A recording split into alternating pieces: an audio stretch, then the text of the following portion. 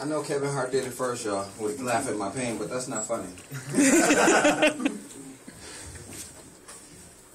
Thanks, man. I want y'all to know that, I don't know if I told any of y'all this before y'all came out today, that,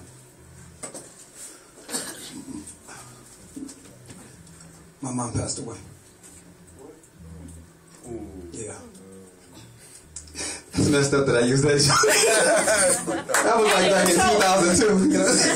She been gone for a while. I'm sorry, Tony. I use mama for that. But no, my mom passed away in 2002. But I wish you could see me doing this right now. And my wife's here though. Everybody, this is my wife Tara to your right. She's been supporting me through this, and Danielle has been supporting me as well. Now, I do want y'all to know, first of all, Tony Danza was on Who's the Boss. I just had to get this off my chest. Tony Danza was on Who's the Boss.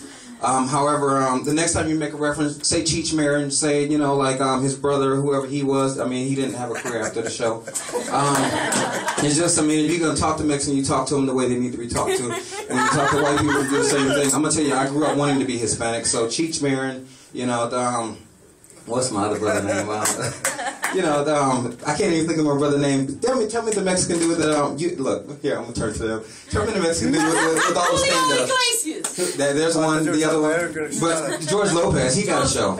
I grew up wanting to be Hispanic, and I'm going to tell you why. And yeah, laugh.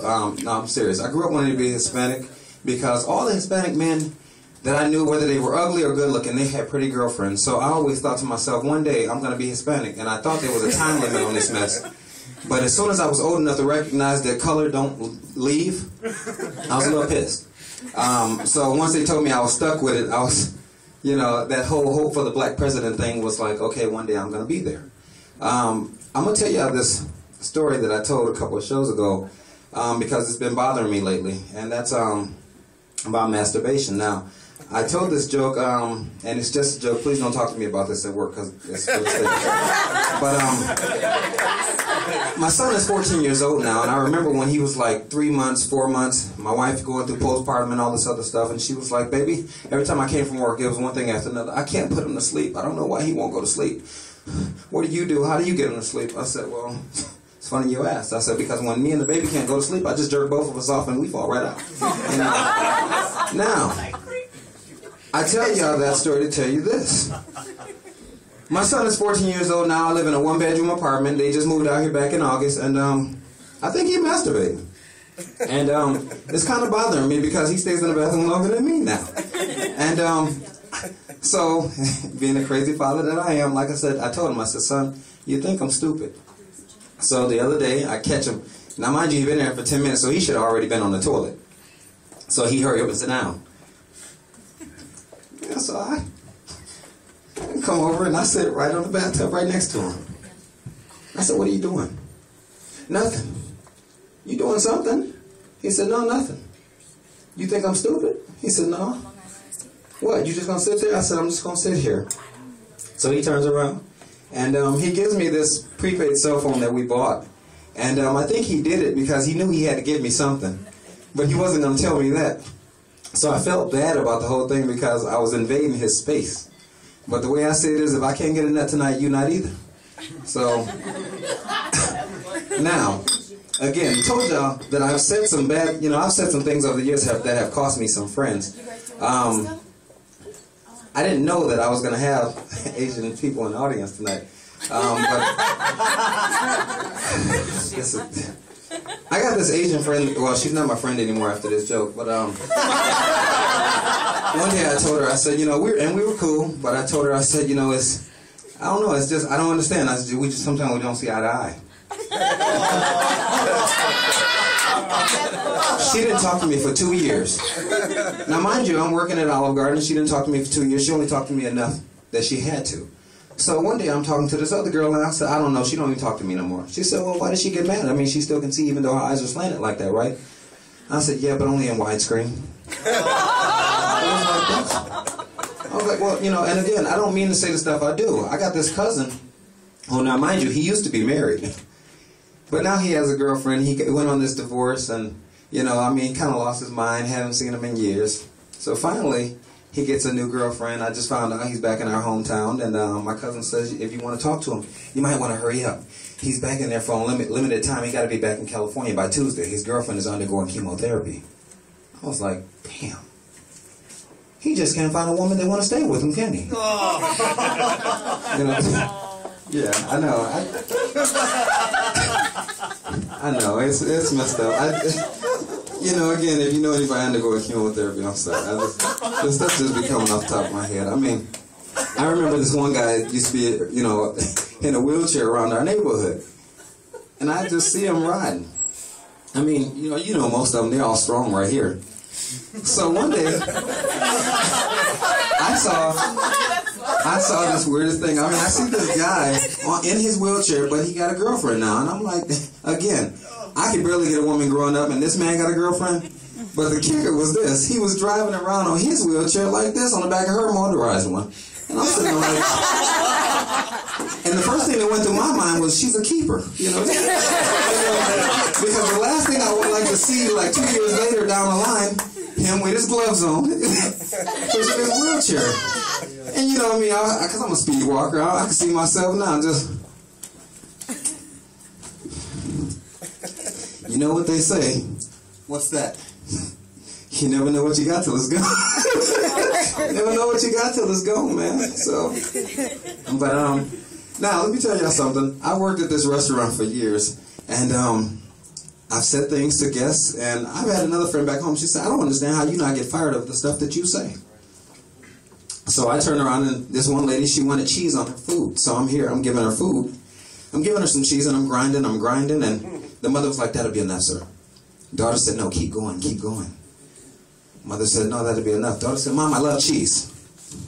I started smiling. The mother said, "What are you smiling about?" "Nothing, ma'am." She said, you look like you got something on your mind." I said, "Never mind, ma'am." She said, "No." I said, "Permission to speak freely?" She said, "Go ahead." I said, "Oh, yeah." I said, "Look, young lady, what your mother is trying to tell you that one day all this Romano cheese is going to make all this look like cottage cheese. You might want to slow down." I say what I want to my guests because I know my audience. Unfortunately, I don't know some of them as well as I think I do, because I remember one time this guy called. He asked me about another guy that used to work with me. Now, mind you, the black people that come in the restaurant is few and far in between. However, I'm going to tell you something. He asked me whatever happened to the other colored fella that used to work here. You know, I wanted to tell him, you know, sir, I grew up wanting to be Hispanic. I never wanted to be colored. But you must mean Corey. He said, "Yeah, Corey."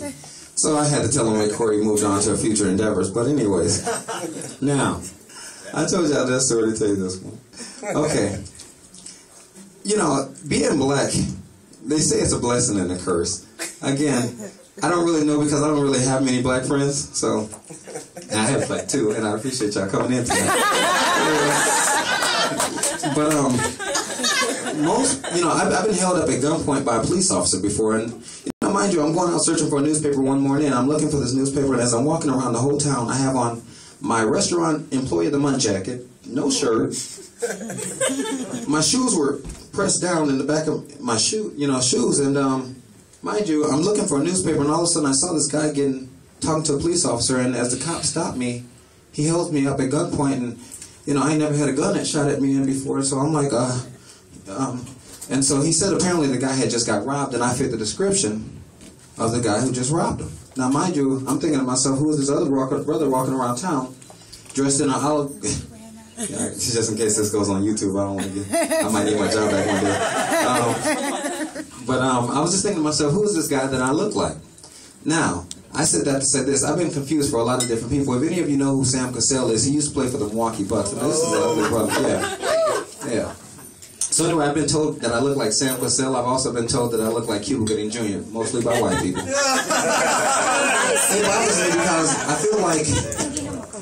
I don't think I look like Sam Cassell. I remember one little kid, he was like 5 years old. "Mommy, there's Michael Jordan." I said, "Hold on a second, man, slow down." Here you go, buddy. Now $5. Yeah, there's some guys you don't mind looking like. Speaking of, I don't do birthdays, but I do want y'all to know today is Wesley Pipes' birthday. I don't know if y'all know who Wesley Pipes is. Yeah, look, a couple of people that know porn are like, yeah, what's the Pike's birthday thing? Yeah. Anyway, but I do want y'all to know that, like I said, most white people tell me I look like Cuba Gooding Jr., and I'm going to tell you right now, I never wanted to be black growing up. Unfortunately, I'm 35 years old now, and I am stuck with this, so I guess I'm going to write it out. I heard that there are some great benefits to being black that comes on the 1st, the 15th, and around tax time. But all the black people out there, tax time is right around the corner. Tax X, $15. But I'm going to tell y'all something, and I'm going to close it this way. I was thinking about this the other day. You know, I never wanted to be black growing up. Like I told you before, this is no joke. I actually thought I was going to be Hispanic one day. I thought it was something that I could wish away. I clicked my heels 3 times. None of that stuff that I saw in the movies worked. However, I'm going to tell you, I don't know if I look like Sam Cassell. I don't know if I look like Cuba Gooding Jr. But I do know the one guy I always look like. You know who that is? This guy. I always look like that guy. Anyway, thank y'all for coming.